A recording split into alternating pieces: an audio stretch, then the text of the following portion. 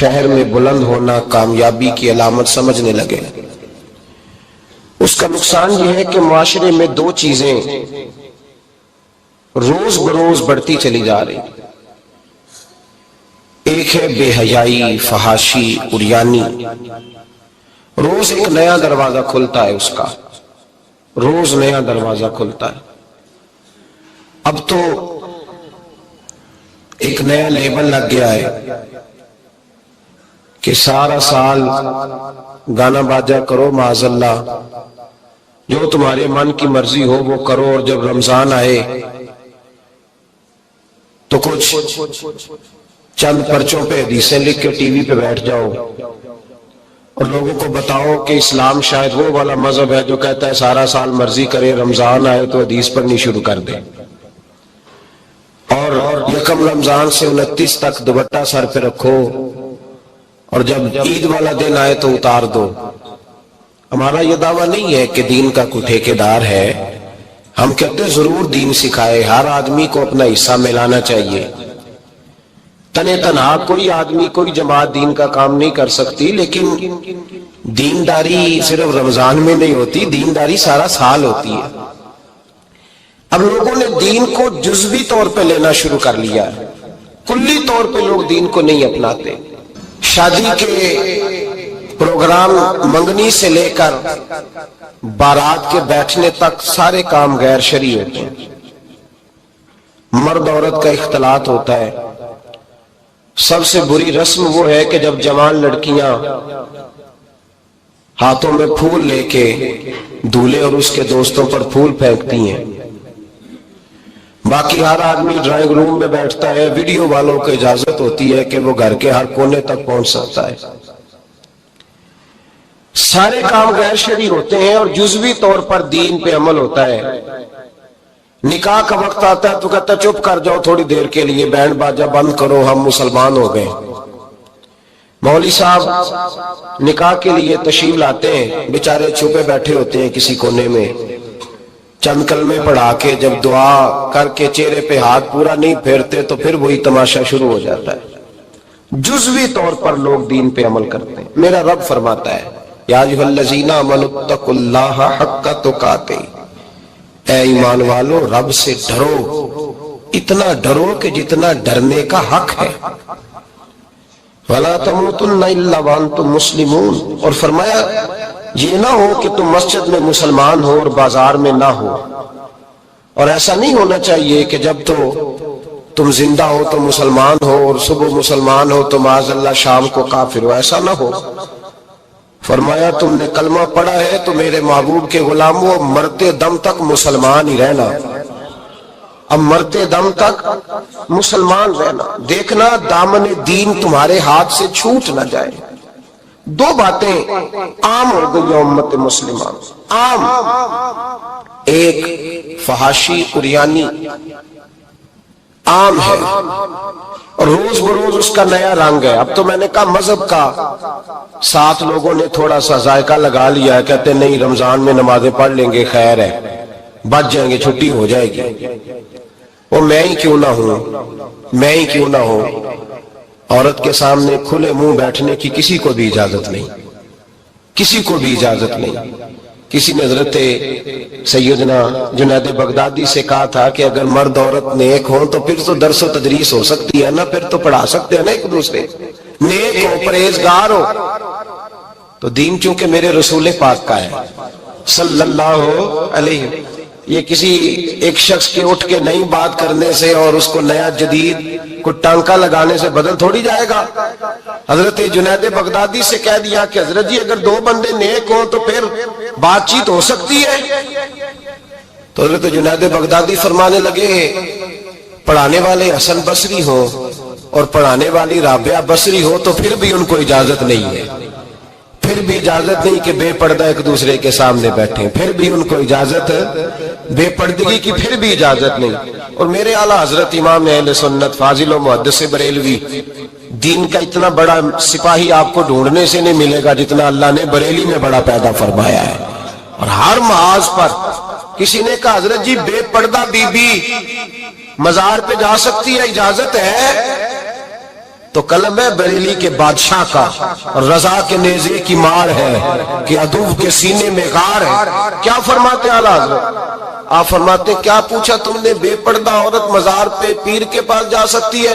میں یہ نہ پوچھو، احمد رضا سے یہ پوچھو کہ جائے گی تو لانتے کتنی برسیں گی، یہ والا سوال پوچھو۔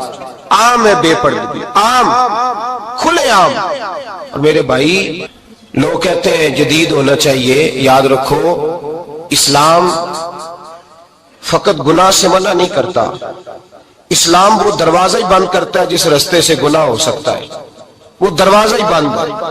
کہا مرد اور عورت کو ایک دوسرے کا چہرہ دیکھنے کی اجازت ہی نہیں۔ میرے رسول کریم صلی اللہ علیہ وسلم نے فرمایا زنا صرف مرد اور عورت کی خلوت صحیحہ کا نام تھوڑی ہے، فرمایا جس نے اپنی آنکھ کو گندا کیا وہ آنکھ کا زانی ہے، اور جس شخص نے اپنے کان سے بری بات سنی وہ کان کا بدکار ہے، اور محبوب فرماتے ہیں جس نے اپنی آنکھوں سے بری چیز کو دیکھا وہ آنکھ کا، اور جس نے بول کر لذت کا یہ سامان فراہم کیا وہ زبان کا زانی ہے، اسے بھی قیامت کے دن اسی طرح پوچھا جائے گا جس طرح زانی کو پوچھا جائے گا۔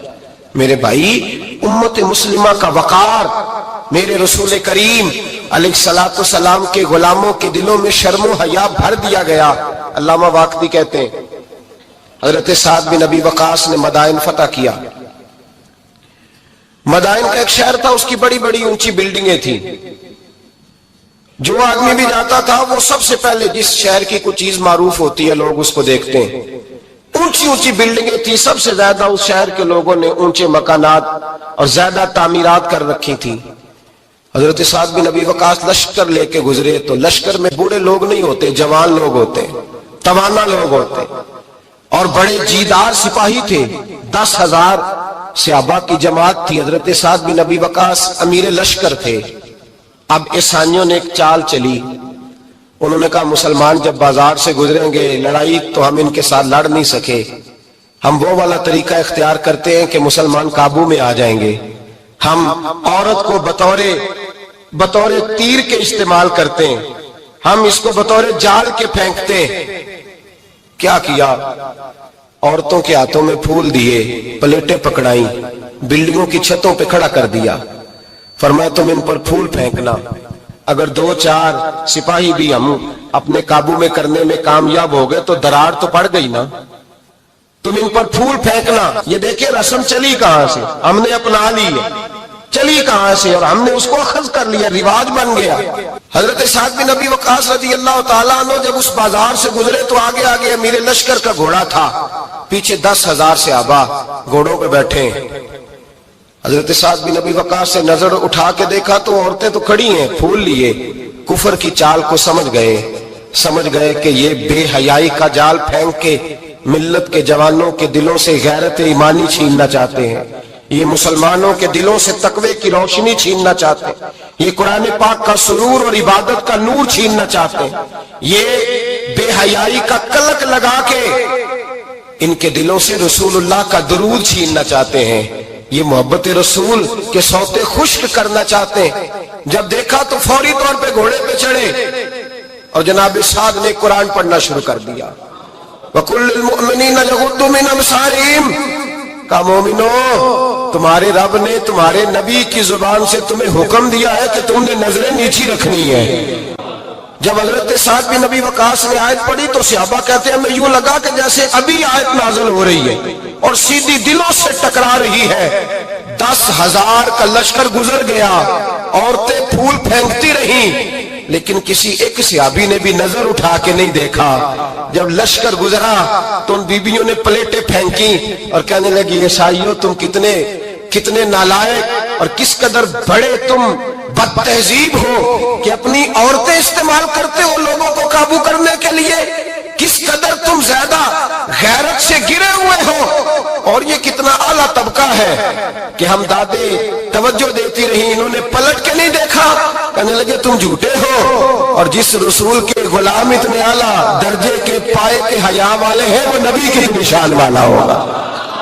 بیبیوں نے کلمہ پڑھنا شروع کر دیا۔ بھائی یاد رکھیں یہ جو آج جگہ جگہ مسلمانوں کے خلاف کفر کی سازش ہے، میری ملت کا جوان روز رات کو 10 میسج ٹائپ کرتا ہے، یہ روز رات کو 20 نمبر اپنے موبائل پہ رکھتا ہے اور فخر کے ساتھ بیان کرتا ہے، اور بڑی تکلیف کے ساتھ بات کہنی پڑتی ہے کہ اس کے ابا جی کو بھی پتا ہے کہ بچے کے موبائل میں نمبر ہیں، اس کے گھر والوں کو بھی پتا ہے، اور لوگ ہیں کہ اس کو ایک شغل سمجھ کے، ایک چھوٹا سا بچے کا شوق سمجھ کے اس کو درگزر کر رہے ہیں۔ تجھے پتا نہیں کہ جب انسان کی یہ سوچ ہوتی ہے، جب اس کا یہ نظریہ ہوتا ہے تو ایمانی قوتیں کتنی زائل ہوتی ہیں۔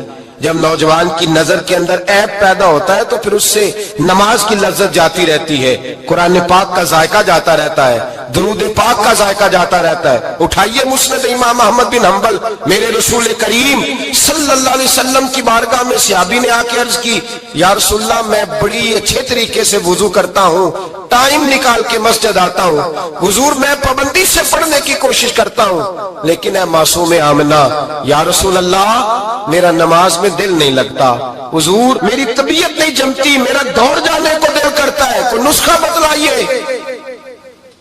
محبوب نے فرمایا تو اپنی نظر کو پاک کر لے، تیرے نبی کا وعدہ ہے تیرا نماز میں دل لگنا شروع ہو جائے گا۔ اپنی نظر میں پاکیزگی پیدا کر۔ محمد بن قاسم آئے، اگر یہ بات آپ کی سمجھ میں آ گئی تو حد ہو گئی۔ محمد بن قاسم جب یہاں آئے نا ہندوستان میں تو عجیب واقعہ لکھا ہے ان کے حالات میں۔ یہاں آئے تو نیا علاقہ تھا، ہندوستان کی سڑکوں سے چوکوں سے واقف نہیں تھے۔ جب تشریف لائے، راجہ دہر ان کے مقابلے میں تھا، جنگ کرنی تھی، لشکر لائے تو خود بھی ابھی 17 سال یا 19 سال کے جوان تھے، اور ساتھ بھی لشکر جوانوں کا تھا۔ ایک بزرگ تھے قافلے میں، بزرگ کہتے ہیں میری محمد بن قاسم سے ملاقات ہوئی تو میں نے اس شخص کے چہرے پر پریشانی دیکھی، شدید تکلیف میں دیکھا، تو میں نے کہا جرنیل مسلمانوں کے تو کس پریشانی میں ہے؟ تو محمد بن قاسم کہنے لگے پریشانی یہ ہے کہ ہم عربی ہیں، یہ عجم کا علاقہ ہے، ہم تو رستوں سے بھی واقف نہیں۔ راجہ دہر سنا ہے بڑی فوج ہے، بڑی طاقت ہے، بہت پرانا یہاں کا رہنے والا ہے، چھوٹے چھوٹے مورچوں کا پتہ ہے، رستوں کا پتہ ہے، کیسے جنگ ہوگی؟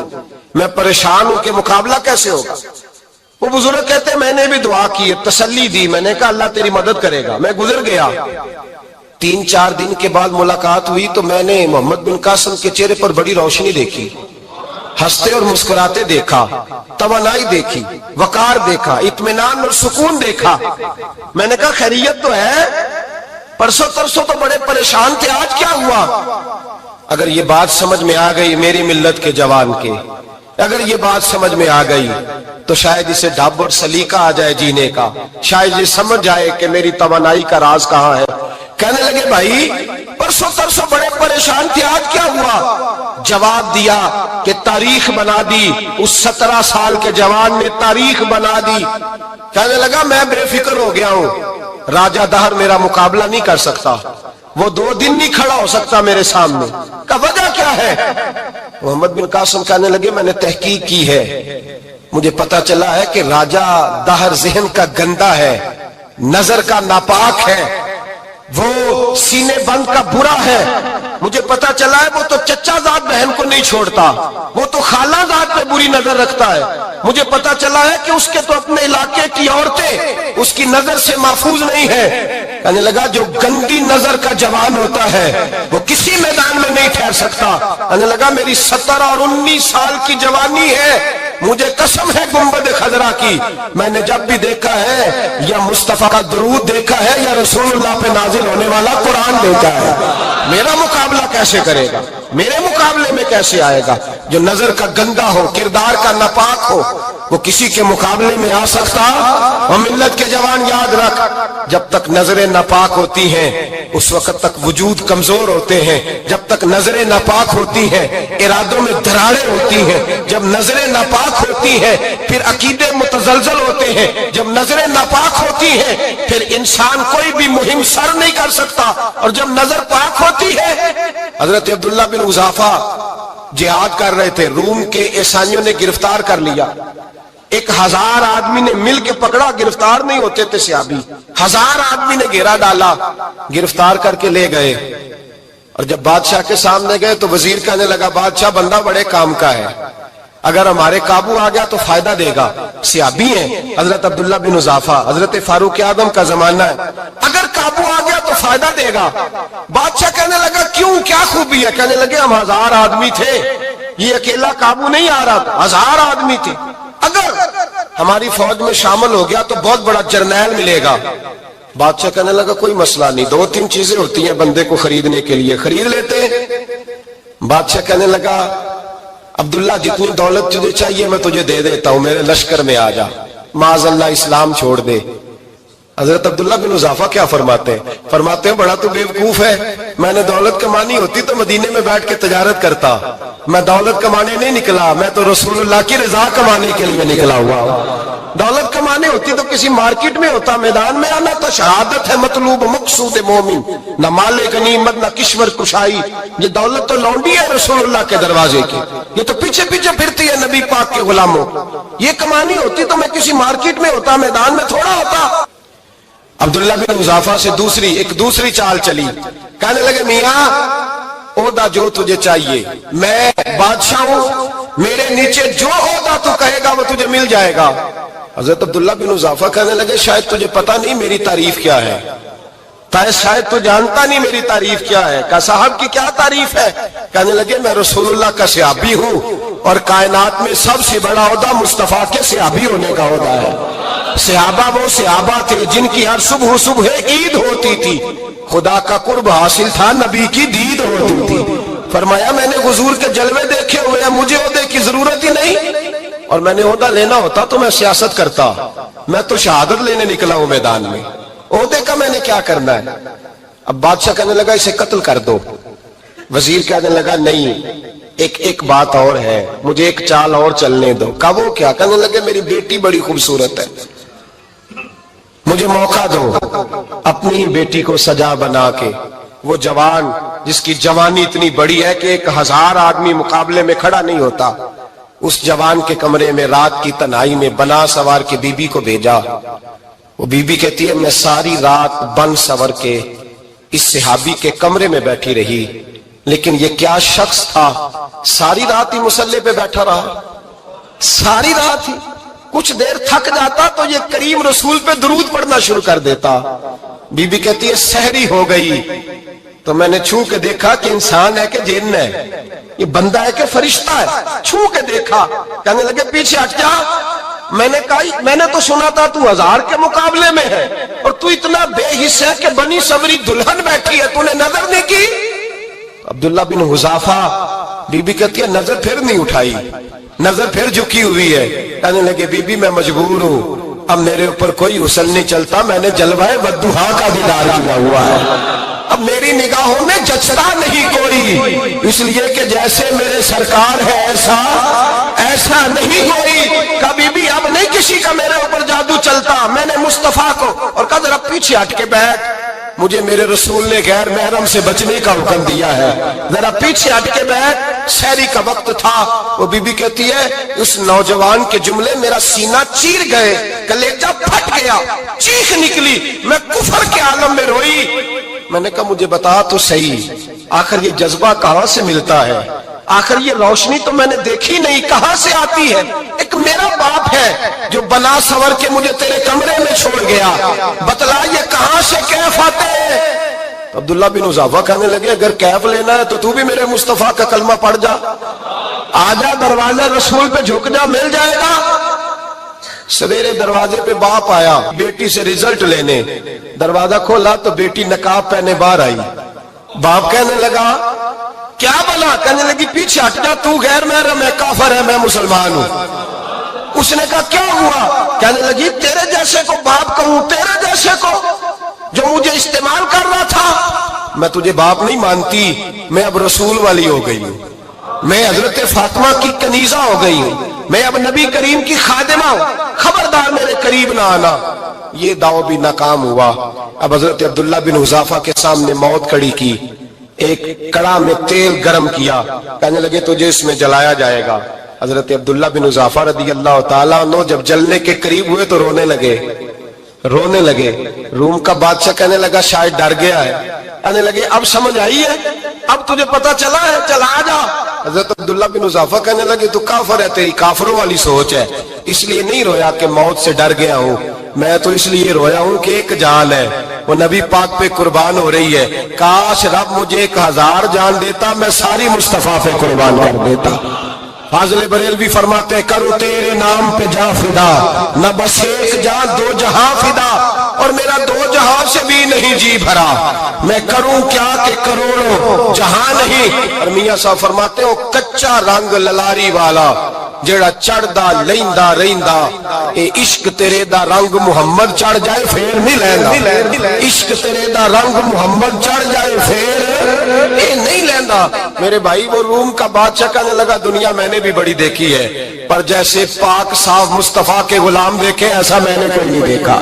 او بھائیو، نظر پاک ہو، روح پاک ہو، مزاج پاک ہو، پھر انسان بڑے بڑے کام کرتا، پھر وہ مہمات کو سر کرتا، پھر وہ صرف ایک گھر کے لیے نہیں، وہ ملت کے لیے فائدہ مند ہوتا ہے، پھر وہ گھرانوں کو لے کر چلتا ہے، پھر وہ بڑے بڑے معاشرے تشکیل دیتا ہے۔ میرے رسول کریم صلی اللہ علیہ وسلم نے پاک صاف ذہن کے لوگ تیار کیے۔ حضرت مرثد فرماتے ہیں میں ایک عورت پہ عاشق تھا، جب کلمہ پڑھا نبی پاک نے میری پشت پہ ہاتھ پھیرا، میں نے کہا حضور کوئی نصیحت؟ نبی پاک نے فرمایا نظر کو پاک رکھنا۔ آپ فرماتے ہیں عورتیں میرے پیچھے بھاگا کرتی تھیں اور مجھے کہا کرتی تھی اب تو دیکھتا کیوں نہیں؟ تو میں نے کہا پتا مجھے بھی نہیں، مصطفیٰ کی ایک نظر ہوئی ہے رب نے سارے محل کو چہل دور فرما دیے، سارا کچھ ہی بدل گیا۔ ملت کے جوانوں یاد رکھو، یاد رکھو اس بات کو، یہ پاکیزگی، یہ نظر، یہ پاکیزگی، یہ مزاج، یہ انسان سے بڑے کام کرا لیتی ہے۔ اور اگر تیری نظر ناپاک رہتی ہے پھر تو کچھ نہیں کر سکتا، پھر تیری زندگی ایک ایسے قید خانے میں قید ہو گئی ہے جو تجھے دو قدم بھی نہیں چلنے دے گی۔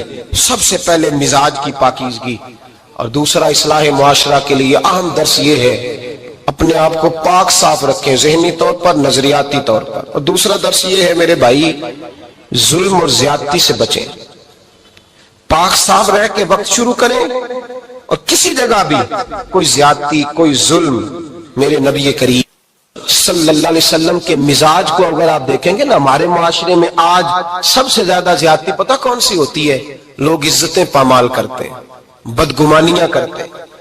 ابو جہل یہ کام کرتا تھا کہ وہ نبی پاک صلی اللہ علیہ وسلم پر، صحابہ پر معاذ اللہ شخصی اعتراضات کرتا تھا، شخصی۔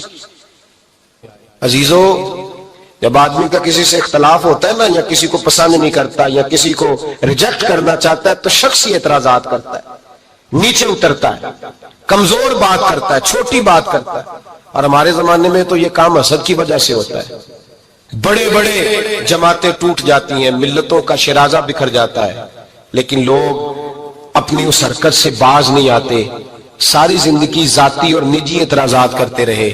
ابو جہل کے اندر ہزاروں عیب پائے جاتے تھے، شرابی بھی تھا، بدکار بھی تھا، بے حیا بھی تھا، ظالم بھی تھا۔ میرے نبی پاک صلی اللہ علیہ وسلم نے اسے دین کا پیغام دیا ہے، لیکن تاریخ کی کسی کتاب میں آپ کو یہ نہیں ملے گا کہ حضور نے کبھی اس کی شخصیت پر اعتراض کیا ہو۔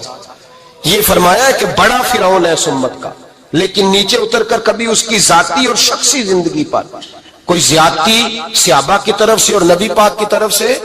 بہت بڑی بات سمجھا رہا ہوں، اگر آپ کی سمجھ میں آئے تو ہم ذاتیات پر اترتے، ذات پر اتر کر زیادتی کرتے، ذات پر۔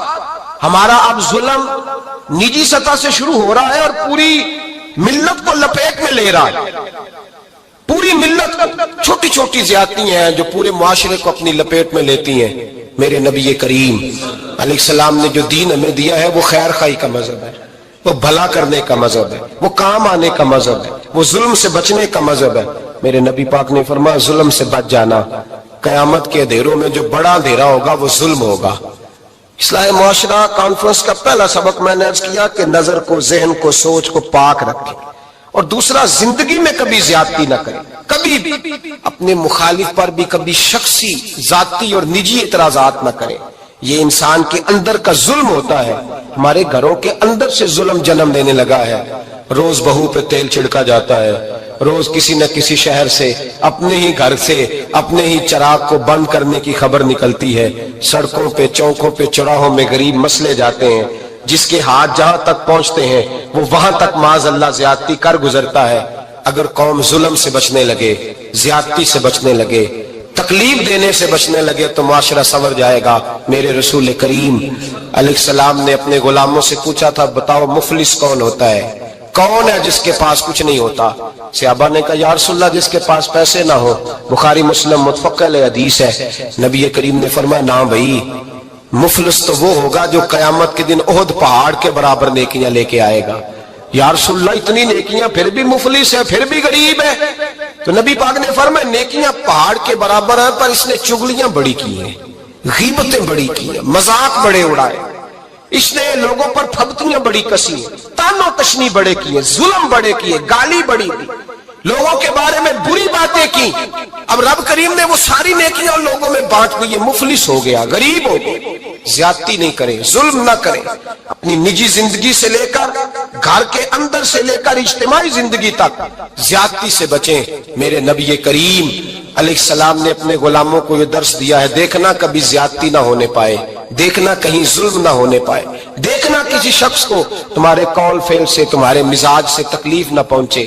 میرے بھائیوں، حضرت وہب ابن منبہ علیہ رحمہ فرماتے ہیں کہ بنی اسرائیل کے اندر ایک بادشاہ محل بنانے جا رہا تھا۔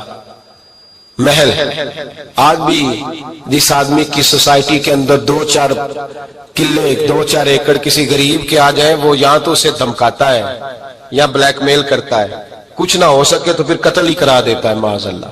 اور یہ خبریں عام ہمیں سننے پڑھنے اور دیکھنے کو ملتی ہیں۔ بادشاہ محل بنانے جا رہا تھا، ایک غریب بی بی رہتی تھی، اس کی جھونپڑی بادشاہ کے محل کے نقشے میں آتی تھی۔ بادشاہ نے کہا بی بی منہ مانگی قیمت لے لو، خالی کر دو یہ مکان۔ بزرگوں کو اپنے جھونپڑیوں سے بڑی دلچسپی ہوتی ہے، بچے سوسائٹیوں میں چلے جاتے ہیں، ابا جی کہتے ہیں مجھے گاؤں میں رہنے دو، میرا یہیں دل لگتا ہے، مجھے اس گھر سے دلچسپی ہو گئی۔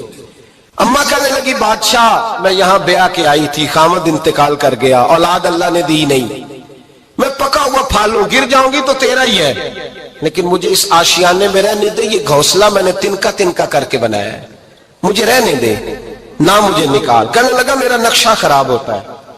بی بی سارا دن مکان میں بیٹھی رہتی کہ میری جھونپڑی ٹوٹ نہ جائے، ظالم کی نظر میں آ گئی ہے کہیں میرا یہ آرزوؤں کا محل چکنا چور نہ ہو جائے، سارا دن ڈیوٹی کرتی۔ بادشاہ نے بھی 2-4 سپاہی کھڑے کر دیے، جب گھر سے نکلے تو بلڈوز کر دینا، مکان کو گرا دینا۔ وہ خاتون کتنی دن بندہ بیٹھ سکتا ہے؟ ایک دن سر شام گھر سے نکلی، 2-1 گھنٹے کے بعد واپس آئی تو مکان گر گیا تھا، دیوار بن گئی تھی۔ حضرت وہب ابن منبہ فرماتے ہیں بس اس نے دعا کی، اس نے دعا کی تو رب کریم نے وہ شہر سارا تباہ کر دیا۔ اس بی بی نے 2 جملے کہے تو الٹ پلٹ دیا وہ سارا شہر۔ میرے نبی کریم علیہ السلام نے فرمایا جب مظلوم کے ہاتھ دعا کے لیے اٹھتے ہیں تو عرش کا مالک آسمان سے کہتا ہے کھول دے سارے دروازے، اس کے بیچ کوئی پردہ نہیں رہنا چاہیے، آنے دے، مظلوم ہے، اس پر ظلم ہوا ہے، ظلم ہوا ہے۔ لوگ کہتے ہیں میں بے چین رہتا ہوں صاحب، مولانا صاحب پیر صاحب، وہ گھر کے ایک کونے سے چیخنے کی آواز آتی ہے، کوئی دم مل جائے، کوئی تعویذ ہو جائے، کچھ ایسا ہو جائے کہ بچت ہو جائے، کوئی ایسی پھونک لگ جائے کہ آرام آ جائے۔ تو میں کہتا ہوں بھائی اگر بڑے دم کرانے سے بھی فرق نہیں پڑا، اگر بڑے تعویذ لینے سے بھی چیخیں بند نہیں ہوئی، تو ذرا ٹٹول کے دیکھ لو کہیں کسی یتیم کی آہیں ہی نہ دفن ہو وہاں، کہیں کسی غریب کا گوشت تو نہیں دبا لیا، کہیں کسی کو لوٹ کے تو دیوار نہیں بنا لی، کہیں کسی کا مکان پہ قبضہ کر کے تو نہیں بنایا۔ اگر لوٹ اور حرام کا مال ہو تو پھر چیخیں بند نہیں ہوتی، پھر سکون سے سویا نہیں جاتا، پھر وہاں آرام کی نیند نہیں آتی۔ حضرت وہب ابن منبہ فرماتے ہیں بی بی آئی اور آ کر کے اس نے جب دیکھا میرا گھر ٹوٹ گیا ہے، محل ٹوٹ گیا ہے، حالات بدل گئے ہیں، تو وہ خاتون آتی ہے اور میرے بھائی دعا کی تو اس نے انداز ہی بدل کے رکھ دیے۔ مکان سے نکلی تو مکان ٹوٹ گیا، اور فرماتے ہیں واپس آئی تو ہاتھ پھیلا کے پتہ کیا کہتی ہے؟ کہتی اے اللہ میں تو موجود نہیں تھی، بتا تو کہاں گیا تھا؟ تو بھی موجود نہیں تھا، میں تو نہیں تھی، پر تو کہاں تھا؟ بس رب کریم نے حضرت جبریل کو حکم دیا، فرمایا یہ بستی الٹ دو، ساری تباہ کر دو، یہ لوگ نہیں رہنے چاہیے، جو ظلم تو سہتے ہیں بغاوت نہیں کرتے، نہیں رہنے چاہیے۔ صاحب طبقات کہتے ہیں میرے مصطفیٰ کریم سید عالم صلی اللہ علیہ وسلم کے وصال ظاہری کے ایام قریب آئے تو حضور نے سرخ پٹی باندھی، تیز بخار ہے نبی کریم کو، 2 صحابہ سہارا دے کے مسجد میں لائے، نبی پاک علیہ السلام کو بظاہر سہارا دے کے لایا گیا، کریم رسول نے لوگوں کو جمع کیا، حضور آج کیا ہونے والا ہے، آج کیا کہا جائے گا، آج کس لیے میٹنگ بلائی ہے؟ نبی کریم کے کل صحابہ جو مسجد میں جمع ہوئے تو کھچا کھچ مسجد بھری ہے۔ وصال ظاہری سے چند یوم پہلے کی بات، نبی پاک نے فرمایا آج تمہیں کوئی جہاد کی ترغیب نہیں دینی، آج کوئی نیا پیغام نہیں دینا، آج تمہیں بتانا ہے کہ رب نے اپنے بندے کو اختیار دیا ہے، چاہے تو دنیا میں رہے، چاہے تو اس کی بارگاہ میں حاضر ہو جائے۔ اس عبد نے بارگاہ ربوبیت کی طرف لوٹنے کا ارادہ کر لیا ہے۔ حضرت صدیق اکبر رونے لگے تو صحابہ نے کہا تمہیں کیا ہوا؟ کہنے لگے سمجھ نہیں رہے، کسی کی بات نہیں کر رہے، نبی پاک تو اپنی بات فرما رہے ہیں، اس نے جانے کا ارادہ کر لیا۔ سنیے میرے بھائی، محبوب پاک نے فرمایا بھائی کسی شخص کو میری طرف سے کوئی تکلیف پہنچی ہو تو بدلہ لے سکتا ہے، بدلہ لے سکتا ہے، کسی کو تکلیف پہنچی ہو۔ صحابہ پھوٹ کے رونے لگے، محبوبہ کرم ہی کرم ہوا ہے، رحمت ہی رحمت آئی، آپ کے بارے میں گمان کرنے والا بھی دائرہ ایمان سے نکل جائے گا۔ حضور آپ کیا فرما رہے ہیں؟ فرمایا نہیں بھائی اٹھو۔ پیچھے سے جناب عکاشہ بن محصن اٹھے، ہاتھ کانپتے ہیں، آگے بڑھے، کہنے لگے یا رسول اللہ، ایک جنگ کے موقع پر آپ نے درہ مارا تھا، ننگی پیٹھ پر صفیں سیدھی کراتے، بات دل میں رہ گئی ہے، میں نے بدلہ لینا ہے۔ نبی کریم نے فرمایا بلال دوڑ کے جاؤ، فاطمہ کے گھر درہ پڑا ہے، درہ لاؤ۔ سیدنا بلال حبشی کہتے میں گیا، دستک دی، سیدہ طیبہ طاہرہ حضرت فاطمہ فرمانے لگی بلال کیسے آئے ہو؟ اماں جی وہ درہ چاہیے تھا۔ سیدہ کو تشویش ہوئی، کہنے لگے بلال نہ تو جنگ پہ جانا ہے، نہ جہاد ہے، نہ کوئی ایسا موقع ہے، حضور کی تو طبیعت مبارک بظاہر بڑی علیل ہے، درہ کیا کریں گے؟ حضرت بلال عرض کرنے لگے اماں جی ایک صحابی بدلہ لینے لگے ہیں، صاحب طبقات نے جملے لکھے ہیں، کہتے ہیں بی بی صاحبہ نے درہ بھی دیا اور امام حسن حسین کو بھی باہر نکالا۔ فرمانے لگی عکاشہ سے کہنا 100 درے مارے، ان دو شہزادوں کے جسم پر نبی پاک کے قریب نہ جائے، میں نے 2 بچے پیدا ہی اپنے محبوب پر قربان کرنے کے لیے کیے، ان کو لے جائے۔ حضرت بلال کہتے ہیں میں 2 شہزادے لے کے آیا، اور جب دروازے میں لے کے پہنچا تو نبی پاک نے دیکھا تو آنکھوں میں آنسو آ گئے۔ فرمایا ان کو بٹھا دو، مجھے پتا ہے فاطمہ نے کیا کہہ کے بھیجا ہے۔ حضرت سیدنا بلال فرماتے درہ میں نے جناب عکاشہ کو دیا، حضرت عکاشہ درہ لے کے آگے جو بڑھے تو حضرت ابوبکر صدیق نے ان کے پیروں پہ ہاتھ رکھا، فرمایا عکاشہ میری طرف آ یار، مجھے مار درے، نبی پاک کے قریب نہ جا۔ مصطفیٰ کریم نے فرمایا ابوبکر تو ہٹ جا، اسے آنے دے۔ فرماتے میں چند قدم آگے گیا تو مولا علی شیر خدا نے میرے پیر پہ ہاتھ رکھا، کہنے لگے عکاشہ سوچ تو صحیح تو کیا کر رہا ہے؟ حضور نے فرمایا علی ہٹ جاؤ، میرا اور ان کا معاملہ ہے۔ جناب عکاشہ آگے بڑھ رہے، نبی کریم نے فرمایا میں اپنی امت کو درس دینا چاہتا ہوں، خبردار خبردار زندگی میں تمہارے ہاتھ سے زبان سے کسی کو تکلیف نہ پہنچنے پائے، خبردار یاد رکھنا وہ معاشرے بگڑ جاتے ہیں، وہ معاشرے تباہ کر دیے جاتے ہیں جہاں ظلم ہوتا ہے، جہاں زیادتی ہوتی ہے، جہاں لوگوں کو ستایا جاتا ہے۔ محبوب کریم کے قریب آئے حضرت عکاشہ کا، حضور میری پیٹھ ننگی تھی، آپ بھی ذرا کپڑا ہٹائیے۔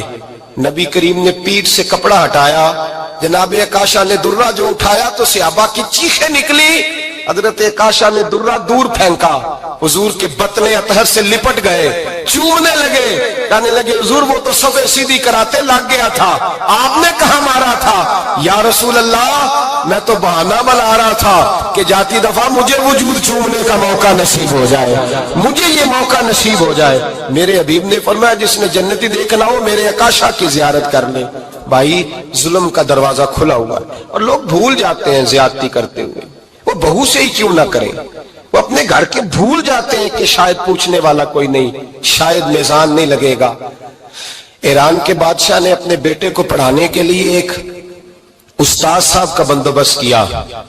استاد صاحب کو کہا کہ میرے بچے کو دین پڑھائیے، میں چاہتا ہوں کل اس نے عنان حکومت کو سنبھالنا ہے تو یہ دین سے آگاہ ہو جائے، اس کو کچھ سکھائیے پڑھائیے۔ بہت نیک بزرگ بڑے درویش عالم پڑھانے لگے، اسباق مکمل ہو گئے، دین کے اسباق قرآن مجید پڑھایا، احادیث طیبہ کا درس دیا، اصول فقہ سے روشناس کرایا۔ جب بچے نے مکمل تعلیم حاصل کر لی اور آمین ہو گئی، دستار ہو گئی، فارغ ہو گئے تو پھر ایک دن استاد صاحب نے کہا بیٹے کل تم نے ضرور آنا ہے، کچھ بات کرنی ہے۔ शहजादा गया मिलने उस्ताद साहब से, उस्ताद साहब ने कुंडी लगा ली, हाथ में दुर्रा पकड़ लिया, मार मार के पूरे वजूद को जख्मी कर दिया, कोई गलती नहीं, कोई बात नहीं, मारा। अब बच्चा आया आके बादशाह सलामत से कहा कि अब्बा जी समझ नहीं आई, बड़ा मारा है उस्ताद। तो सियाने थे ना बादशाह, यहां तो कारी साहब रोज कटहरे में खड़े होते हैं, मौलवी साहब आपने मेरे बच्चे को क्यों मारा है? आप 8,000 के मौलवी है, मेरा कई करोड़ का बच्चा है, सवेरे बदल लेंगे। खबरदार, आपने बच्चे को हाथ लगाया, अपनी हैसियत में रहे माज़अल्लाह। जो कौमें उस्तादों को कटहरों में खड़ा करती हैं वो तरक्की नहीं कर पाती, ये उस्तादों को कटहरों में रोज खड़ा करती। कहा अब्बा जी बड़ा मारा है, तो वालिद बड़े समझदार थे, कहने लगे बेटा उस्ताद बाप होता है, वो ज्यादती नहीं करता, कोई बात होगी मैं तेरे उस्ताद को कटहरे में नहीं बुलाऊंगा। अम्मा से बात की, अम्मा कहने लगी बेटा मैं तेरे बाप से कैसे बात करूं, डर आता। वक्त गुजर गया, 22 साल बीत गए, 22 साल गुजर गए, बादशाह का इंतकाल हुआ, शहजादा तख्त पे बैठा, पहला हुक्म ये दिया कि मेरे उस्ताद को बुलाओ, पहला हुक्म। उस्ताद जी बूढ़े हो गए थे, छड़ी के ऊपर टेक लगा के आए और भवें सफेद होके झुक गई थी, यूं आंख खोल के बड़ी मुश्किल से देखा, कहने लगे शहजादे हुक्म हो। कब मैं शहजादा नहीं, अब मैं बादशाह बन गया हूं। उस्ताद जी 22 साल बीत गए, आपने मारा था, पर वो दर्द चूंकि ज्यादती की थी, मेरा कसूर कोई नहीं था, तो ना मेरी रूह से दर्द गया है ना मेरे जिस्म से गया है, मैं बेख्तियार था, पूछ नहीं सकता था, आज बाइख्तियार हुआ हूं। सबसे पहले पहला हुक्म आपको दिया, बुलाया है, बताए क्यों मारा था, क्यों मुझे मारा था, मेरी ज्यादती बताए। तो उस्ताद, बूढ़े उस्ताद की आंखें आंसुओं से भर गईं, कहने लगे बेटे बस आज के दिन के लिए मारा था, ये जो दिन आ गया ना मेरी जिंदगी में इसलिए मारा था, ये मैं चाहता था मेरी जिंदगी में वक्त है, आज के बस मेरी मुराद पूरी हो गई। कहा साहब किस लिए, मुझे भी समझाए। आप फरमाने लगे कितनी देर हो गई तुझे मार खाए हुए, कितना जमाना बीत गया? कहने लगा 22 साल। फरमाया जख्म भूले तो नहीं, दर्द खत्म तो नहीं हुई, तुम्हें बात एक मिनट के लिए भी तुम्हारे हाफजे से महव तो नहीं हुई? का उस्ताद जी रोज रात को याद आती, रोज ख्याल आता था। उस्ताद कहने लगे भाई तू बेख्तियार था, पूछ नहीं सका, 22 साल तुझे याद रहा, मुझे पता था तू एक दिन हुक्मरान बनेगा, मैंने तुझे इसलिए मारा था कि बेटे याद रखना किसी पे जुल्म न करना। अगर तुझे 22 साल तक याद रहा है तो जिस पर तू जुल्म करेगा उसे भी कयामत तक याद रहेगा। और ये याद रखना, तू आज बाइख्तियार हुआ तो तूने मुझे बुला लिया है, कयामत के दिन गरीब बाइख्तियार हो जाएंगे, मजलूम बाइख्तियार हो जाएंगे, वो बाइख्तियार होंगे लिल्लाहिल वाहिदिल कहार, रब करीम की बारगाह के अंदर उनका इख्तियार होगा, अकेले अल्लाह की हुक्मरानी होगी। फिर वो बुलाएंगे बड़े बड़े कज कुलाह, दुनिया में जिनकी पगड़ियां ऊंची थी वो सर झुकाए खड़े होंगे, दुनिया में जो डिक्टेटर बनते थे उनकी पुश्तें लाल होंगी, उनको गद्दार लिखा जाएगा, कयामत तक नहीं भूलेगा। जुल्म करना तो सोच समझ के करना, इतना करना जितना तुम सह सकते हो, इतनी ज्यादती करना जितनी कयामत में तुम बर्दाश्त कर सकते हो। मेरे नबी करीम सल्लल्लाहु अलैहि वसल्लम ने फरमाया जुल्म से बचो, ये कयामत के अंधेरों में से एक अंधेरा होगा। जिंदगी में ज्यादती न करें, अगर थोड़ी देर के लिए कोई चीज बर्दाश्त कर जाएंगे तो वो फायदा दे जाएगी, कुछ देर के लिए अगर सह जाएंगे तो नफा मिल जाएगा। सहने की कोशिश करें लेकिन ज्यादती न करें, नजर को, सोच को, ज़हन